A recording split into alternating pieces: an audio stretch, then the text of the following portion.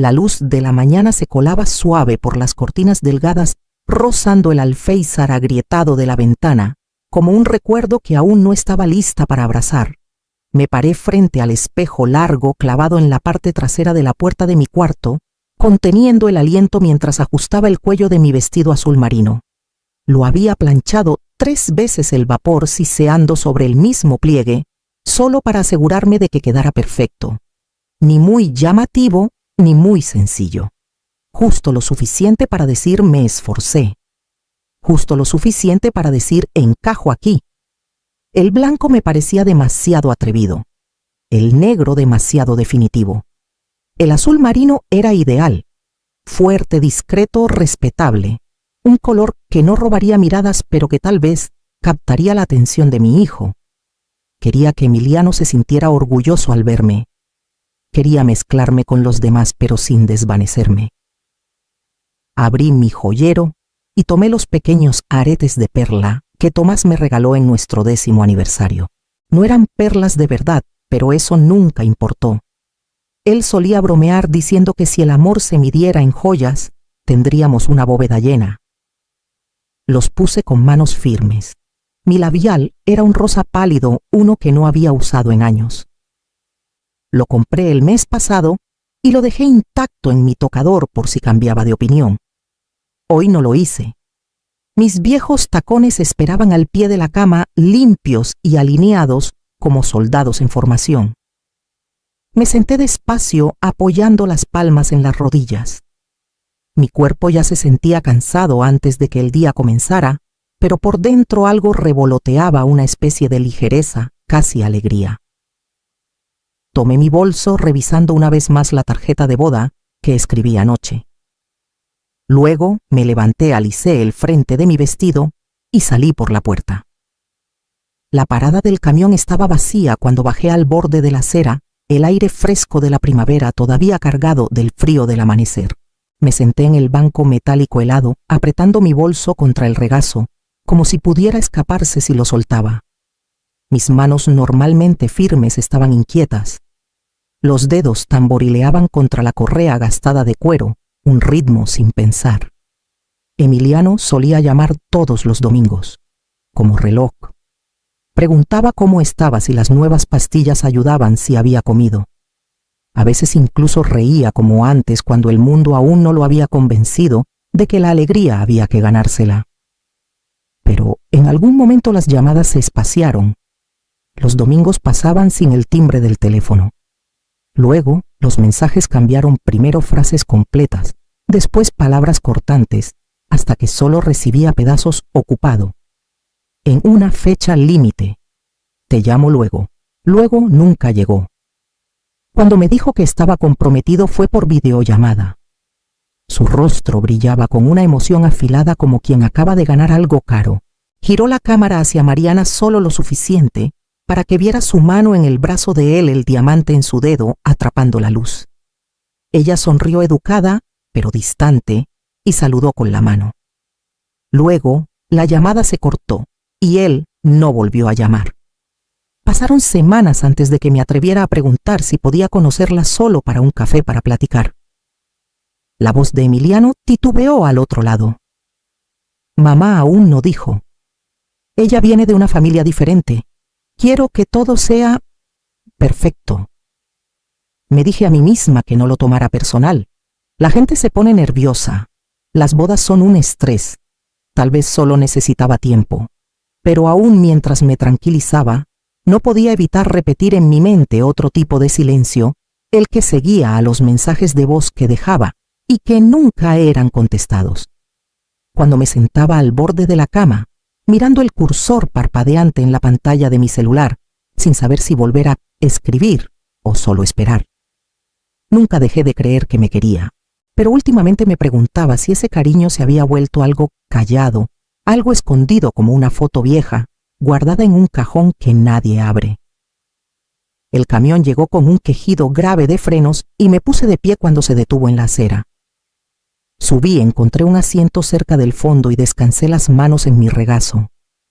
Mi parada estaba a 1 hora, pero mi mente ya había comenzado a viajar al pasado a un tiempo en que amar a Emiliano significaba darle todo, incluso cuando casi no me quedaba nada.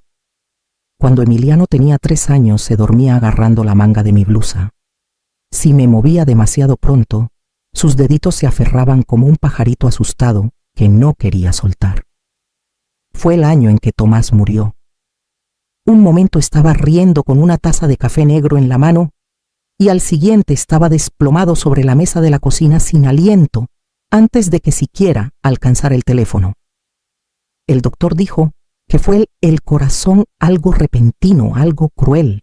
Después del funeral recuerdo haber mirado la libreta de cheques y darme cuenta de que lo único que quedaba con nuestro nombre era la hipoteca. Tomé el primer trabajo de limpieza que me ofrecieron pisos de hospital por la mañana, luego un edificio de oficinas por la noche. A veces apenas llegaba a casa antes del amanecer. Veía a Emiliano dormir con la boca ligeramente abierta, la sábana empujada hasta las rodillas y pensaba, solo una semana más, un cheque más. Luego las cosas se calmarán. Pero las semanas se convirtieron en años. Para cuando estaba en secundaria, Emiliano había aprendido a no pedir mucho. Pero yo veía cómo miraba los tenis de sus compañeros, sus celulares, las chamarras con nombres de marcas bordados en el pecho como escudos de pertenencia. Un día llegó a casa, aventó su mochila y preguntó por qué no podíamos ser normales. Tenía 16 cuando nos hablaron de su hígado, una condición crónica que nadie había detectado a tiempo. El doctor habló con palabras bajas y cuidadosas como si las malas noticias necesitaran suavidad para caer bien. Necesitaba un trasplante. No lo dudé. Les dije que me hicieran las pruebas y cuando confirmaron que era compatible, firmé los papeles ese mismo día. Me advirtieron sobre las complicaciones del dolor. Asentí como si entendiera, pero lo único que escuché fue vivirá. Eso es lo que importa. Después de la cirugía, el dolor venía en oleadas, un dolor profundo y arrastrado que se instaló en mis costillas y no se iba. No podía pagar todos los medicamentos recetados, así que los racioné.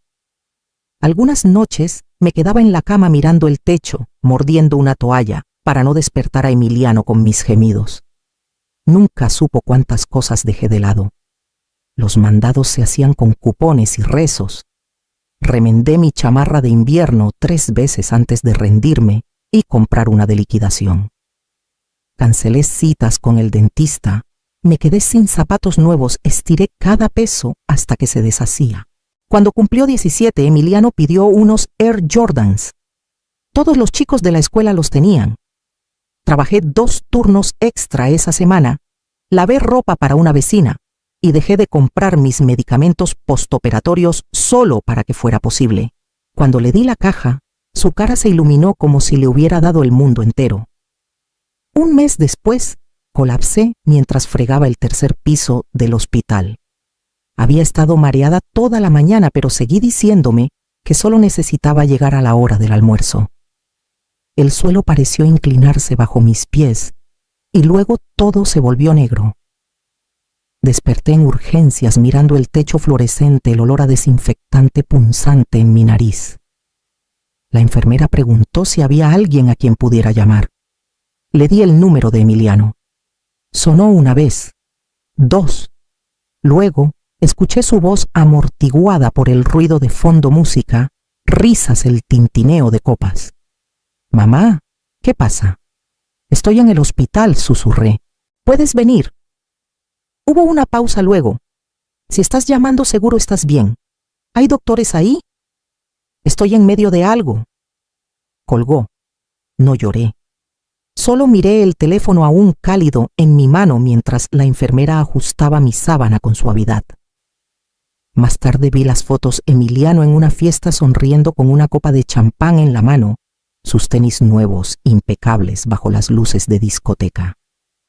Cerré los ojos y giré la cara hacia la pared. Esa fue la primera vez que entendí que el amor no siempre regresa. A veces simplemente sigue adelante callado, ignorado y dolorosamente de un solo lado. El camión siseó al alejarse, dejándome en una calle tranquila rodeada de setos bien podados y colinas lejanas.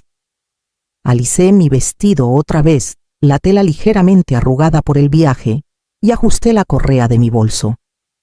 El viñedo estaba justo adelante, su arco de piedra blanca, alzándose como algo sacado de un sueño. Luces suaves colgaban de los árboles y el aire traía un leve aroma a rosas y cítricos. Caminé despacio, afirmándome con cada paso. Mis tacones resonaban contra el camino de piedra, pequeños sonidos cuidadosos en medio de tanto esplendor. A través de la reja de hierro forjado, vi filas de sillas blancas ordenadas bajo un toldo de flores. Un cuarteto de cuerdas tocaba algo suave, algo que hacía que el mundo se sintiera lejano y caro. En la entrada, un hombre en traje oscuro levantó la mano. Su expresión era neutra pero firme. «Vengo para la boda Marín Fernández», dije, forzando calma en mi voz. Tocó una tableta. «Nombre Luisa Marín. Soy la madre del novio». Volvió a mirar, deslizó el dedo por la pantalla, frunció el ceño. «Lo siento, señora. No está en la lista de invitados». Lo miré fijamente. Por un momento pensé que tal vez había un error, que actualizaría la pantalla y mi nombre aparecería. «Soy su madre», repetí más bajo ahora. No me miró. «Voy a tener que pedirle que se haga a un lado». Di un paso atrás, con la respiración atrapada en la garganta. Mis manos temblaron mientras sacaba mi celular. Marqué a Emiliano. Sin respuesta. Intenté de nuevo. La pantalla se iluminó con un mensaje. «No hagas un escándalo, por favor». Eso fue todo, sin saludo, sin explicación, solo esas 6 palabras frías y pulcras como cristal. Me quedé ahí mucho tiempo con el vestido planchado, los zapatos lustrados, el corazón latiendo contra el silencio. Adentro la música seguía creciendo y suavizándose mientras los invitados tomaban sus lugares. Me giré un poco lo suficiente para ver la reja desde un lado y observé cómo una mujer en un vestido color perla era escoltada con una sonrisa. Ella rió, se tomó del brazo de alguien y desapareció detrás del arco floral. Me alejé del camino hacia la línea de árboles donde las sombras eran lo bastante espesas para esconderme. Desde ahí esperé. Quería ver su rostro. Necesitaba escuchar qué diría sobre la mujer que lo crió. Desde detrás del seto bajo cerca de las rejas de hierro podía verlo todo. Los invitados llenaban las sillas con tonos pastel y trajes impecables, abanicándose bajo las luces colgantes. Emiliano estaba al frente alto en un smoking negro con los hombros rectos, como si estuviera dando un discurso final. Su cabello estaba peinado con cuidado, su sonrisa fácil y sin preocupaciones. El niño que crié no estaba en sus ojos.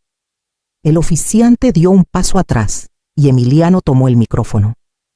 Miró a los invitados tranquilo y seguro, como si perteneciera a ese mundo perfecto de manteles blancos y copas relucientes.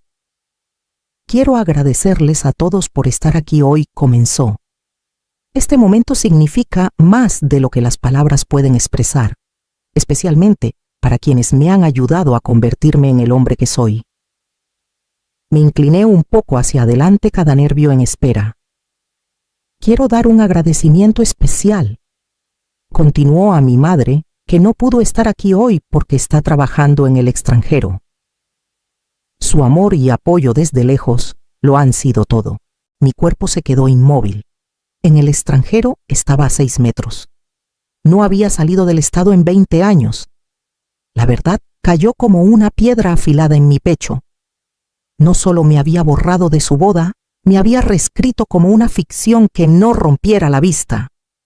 Y por supuesto, añadió su voz, subiendo un poco, a la madre de Mariana, Evelyn Fernández. Ella ha sido como una segunda madre para mí, generosa, amable y siempre apoyándome. Hoy me siento doblemente bendecido. El aplauso estalló. La multitud se giró para mirar a Evelyn, que se levantó y dio un pequeño saludo elegante. Ahora la reconocí, vestido color perla, moño alto, postura elegante. La misma mujer que pasó por mi lado en la entrada sin mirarme. Luego vinieron las fotos. Un fotógrafo dio un paso al frente y gritó: «Familia de los novios, por favor, reúnanse al frente». Se acomodaron riendo y sacudiéndose polvo imaginario de los hombros. Evelyn tomó su lugar junto a Emiliano apoyando su mano suavemente en su espalda. Mariana los enlazó a ambos por el brazo. Sonrían todos, dijo el fotógrafo, y lo hicieron. El obturador hizo clic una y otra vez. Esperé a que alguien mirara alrededor, que se preguntara dónde estaba. Nadie lo hizo, nadie se giró. Me adentré más en la sombra del árbol conteniendo el aliento. Los aplausos regresaron cuando la música comenzó de nuevo. Levantaron copas de champán. Los tenedores tintinearon contra los platos. Más allá de la reja, una nueva familia estaba siendo celebrada, y yo no era parte de ella. Cuando llegué a casa esa noche no encendí las luces. Me senté a la mesa de la cocina con las manos cruzadas en el regazo, dejando que el silencio se asentara a mi alrededor. La tarjeta de boda seguía en mi bolso, sin firmar, sin abrir. La puse en la mesa junto a la carpeta que Emiliano me había enviado meses antes. En ese entonces me llamó y me pidió que firmara unos papeles para logística de proveedores. Su voz fue suave, apresurada, como siempre que quería algo sin preguntas. No leí la letra pequeña. Saqué la carpeta ahora página por página y las extendí frente a mí. Ahí estaba mi nombre, mi firma, junto a ítems que nunca había visto hasta ahora. Banquete, lugar, flores, hasta el alquiler del vestido de la madre de Mariana. Más de 800,000 pesos en total, todo facturado a mí. Abrí mi laptop y encontré el correo reenviado enterrado en un hilo antiguo. Emiliano había escrito: no dejes que su nombre aparezca. No leerá la letra pequeña. Mariana quiere que la imagen de la familia sea impecable. Leí las palabras 2 veces, tal vez 3. No solo me había dejado fuera, me había usado para construir la vida de la que no me permitió ser parte. Me recosté en la silla, los documentos aún esparcidos en la mesa, y sentí que algo en mí se aquietaba, no en derrota, sino en decisión. No dormí esa noche, no por rabia, sino por una especie de quietud que no había sentido en años. No la calma de la paz, sino la claridad de haber terminado. Al amanecer herví agua para un té, abrí la carpeta de nuevo y tomé los contratos uno por uno. La primera llamada fue a la compañía de banquetes. Mantuve la voz calmada, la respiración firme. Hola, soy Luisa Marín. Soy la titular del contrato para la boda Marín Fernández. Por el uso indebido de mi información financiera, estoy ejerciendo mi derecho a cancelar los servicios restantes. Con efecto inmediato. Hubo una pausa, luego confusión, luego una aceptación a regañadientes. Hice 5 llamadas más. La empresa de iluminación, el distribuidor de vinos, la banda de la noche. Cada vez repetí las palabras con calma, como se repite algo tan cierto que no necesita defenderse. La última llamada fue al gerente del lugar, quien titubeó antes de hablar. Pero la recepción es esta noche. No parpadeé. Lo sé, y no será financiada por mí. En 2 horas los correos comenzaron a llegar: confirmaciones de cancelaciones, procesos de reembolso, acuerdos de servicios terminados. Mi bandeja se llenó de pruebas de que ya no era la patrocinadora silenciosa de mi propio borrado. Esa noche apagué mi celular y me senté cerca de la ventana. En algún lugar por la carretera la recepción comenzó sin música. El vino nunca llegó. La banda guardó sus instrumentos antes de tocar una nota. Imaginé el silencio colándose en el salón, un desmoronamiento callado que nadie podía detener. Y mientras tanto me senté en mi silla, los pies cálidos en pantuflas, el aire suave contra mi piel. Sin gritos, sin venganza. Solo una madre recuperando lo que era suyo para tomar de vuelta. La mañana después de la boda me senté a la mesa de la cocina con una taza de té y abrí mi laptop. No lloré, no me enojé, solo escribí. Un ensayo corto, sin nombres, sin lástima, solo hechos. ¿Quién pagó realmente por esta boda de 8 millones de pesos? Adjunté una foto, una esquina de la factura del banquete con mi firma y cité una línea del correo de Emiliano. No leerá la letra pequeña. No firmé con mi nombre. No hacía falta. Lo envié a una columna para mujeres que solía leer en momentos de calma. Pensé que pasaría desapercibido, pero no fue así. En días comenzaron a aparecer comentarios, luego correos. Otras mujeres madres, tías, abuelas escribieron diciendo a mí también. Algunas habían sido excluidas de graduaciones, otras de baby showers o cumpleaños. Ninguna de nosotras tenía nombres en los titulares, pero nos reconocíamos por el dolor. Fue entonces cuando imprimí un volante y lo pegué en la ventana del supermercado Clase de cocina los sábados, para mujeres que dieron demasiado, gratis. La primera semana vinieron 2 mujeres, luego 5. Compartimos recetas, picamos cebollas, reímos con tazas de té agrietadas. No era terapia, no era venganza, era compañía, presencia. Un sábado cociné de más. Puse 6 platos, 1 para cada una de ellas y 1 para mí. Nadie dio discursos, nadie brindó. Pero cuando nos sentamos y pasamos el pan caliente y los tazones de guisado, sentí que algo regresaba a mí. No lo que perdí, lo que casi había olvidado que aún tenía. Era un martes cuando escuché el golpe, no fuerte, no apresurado. Solo 3 toques inciertos contra la madera. Me sequé las manos con un trapo y miré por la mirilla.